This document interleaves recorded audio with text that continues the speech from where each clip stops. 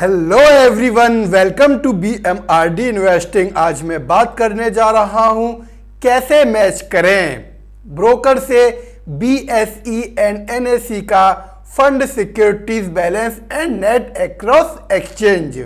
आप लोगों के पास भी BSE एंड NSE से फंड सिक्योरिटीज बैलेंस की मेल आती होगी। अगर नहीं आती है तो ब्रोकर से बोलकर अपनी ईमेल आईडी एक्सचेंज में रजिस्टर जरूर करवाएं। जैसा कि आप देख सकते हैं कि यहाँ हमने BSE की सारी ईमेल निकाल रखी हैं। तो आपको यहाँ जैसे आप BSE फंड सिक्योरिटीज बैलेंस की मेल चेक करना चाहते हैं तो info@bseindia.in सर्च कर सकते हैं। ऐसे ही आप NSE_alerts@nse.co.in भी टाइप करके सर्च कर सकते हैं, जिससे आपके पास NSE की सारी सिक्योरिटीज बैलेंस की ईमेल आपके सामने शो हो जाएगी।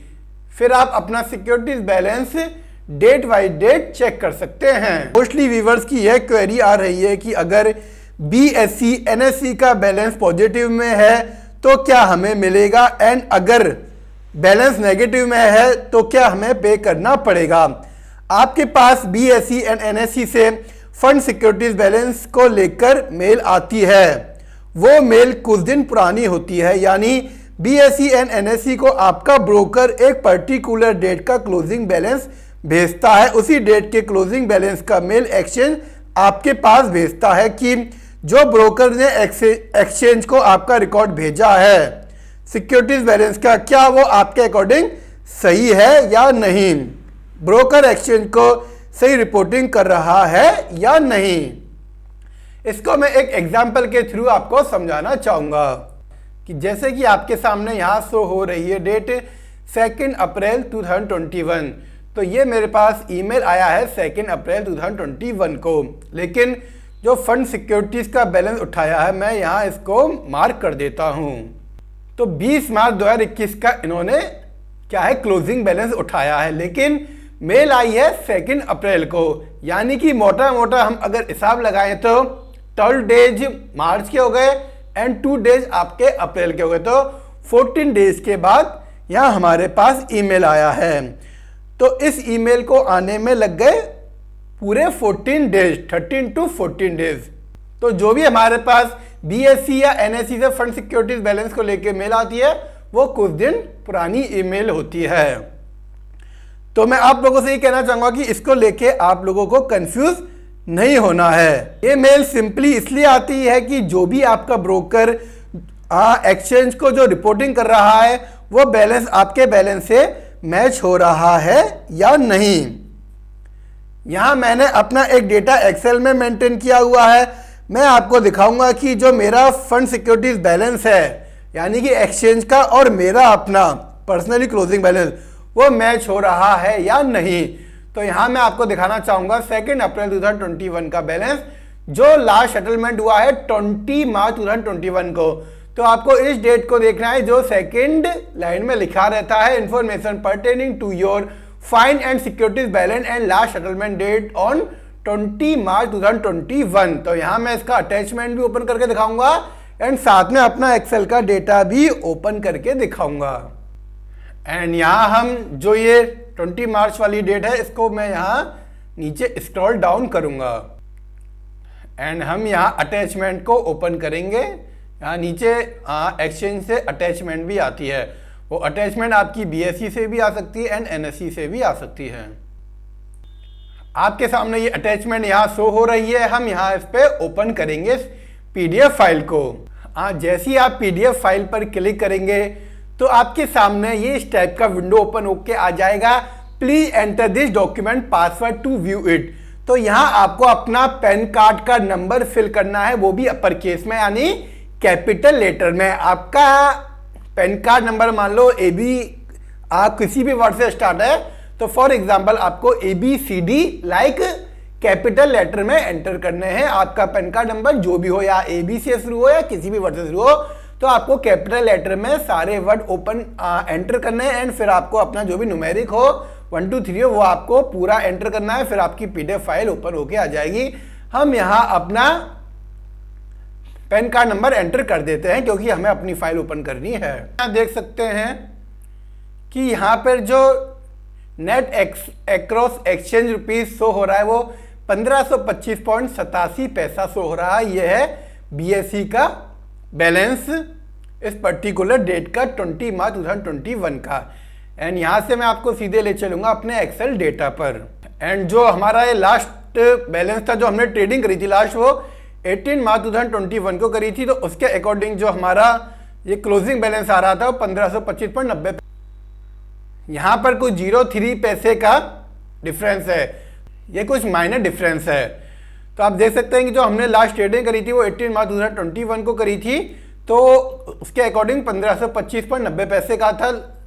एंड जो हमारे ब्रोकर ने रिकॉर्ड भेजा होगा एक्सचेंज को वो 20 मार्च 2021 को भेजा होगा, क्योंकि हमने 23 तक कोई ट्रेडिंग नहीं करी थी, फिर हमने ट्रेडिंग करी थी 24 मार्च को। तो यानी कि अगर हम 18 मार्च के अकॉर्डिंग अपने क्लोजिंग बैलेंस को देखें तो ये हमारा बैलेंस एकदम एक्यूरेट सही है 1525.87 पैसे का। एंड इसके बाद मैं आपको ये NSE का भी डेटा दिखाऊंगा। ये मैंने BSE का दिखाया था एंड अब मैं आपको NSE का भी net across exchange fund securities balance दिखाऊंगा। यहां से मैं आ गया हूं NSE की ईमेल पे NSE_alert@nse.co.in।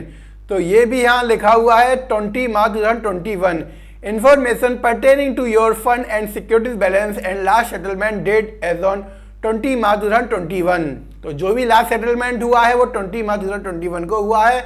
भाई यहाँ पर आपका ब्रोकिंग का नेम, ब्रोकर का नेम आ जाएगा, broking limited, along with the details of securities ISIN wise is attached।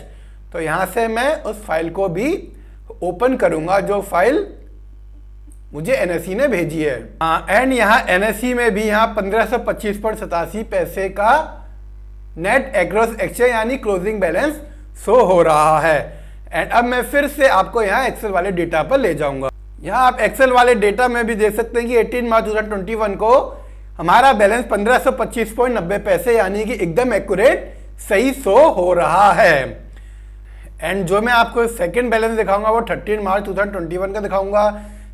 लेकिन 13 मार्च 2021 के क्लोजिंग बैलेंस की मेल जो भी लास्ट सेटलमेंट किया है BSE ने, यहाँ आप देख सकते हैं BSE ने जो भी सेटलमेंट किया है इसकी जो मेल आई है मेरे पास 13 डेज के बाद आई है। तो मैं यहाँ आपको 13 मार्च 2021 का क्लोजिंग बैलेंस दिखाऊंगा, अपने एक्सेल डेटा से मैं आपको मैच कराऊंगा। हमने जो 13 मार्च 2021 का जो अटैचमेंट ओपन किया है यहाँ बैलेंस शो हो रहा है 6,912.96 पैसे। एंड मैं आप लोगों को एक और बात फिर से बता दूं कि आप जो भी अटैचमेंट ओपन करेंगे उसमें आपको अपना पैन कार्ड का नंबर डालना पड़ेगा कैपिटल लेटर में यानी अपर केस में। एंड फिर हम चलेंगे यहाँ से सीधे एक्सेल डेटा पर। एंड आप यहाँ देख सकते हैं कि ये जो डेट आ रही है वो 9 मार्च 2021 यानी 9 मार्च 2021 को हमारा जो बैलेंस हो रहा है वो 6,912.99 पैसे का हो रहा है। तो इसमें माइनर 0.03 पैसे का डिफरेंस है।